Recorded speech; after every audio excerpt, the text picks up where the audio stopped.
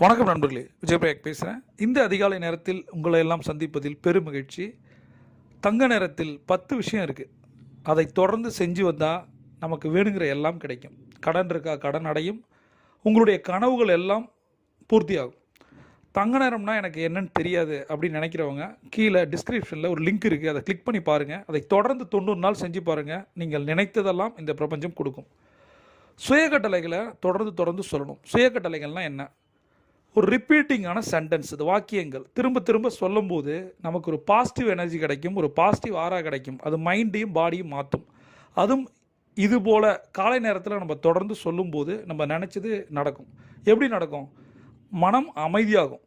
சரியா? அந்த தங்க நேரம் பண்ணிவிட்டு அதில் இந்த சுயக்கட்டளைகளை தொடர்ந்து 3 முறை சொல்லும்போது மனசு அமைதியாகுது. அதிகாலை நேரத்தில் இந்த பிரபஞ்ச கதிர்கள் நம்மளை நோக்கி வரும்போது நம்மளால் யோசிக்க முடியும்.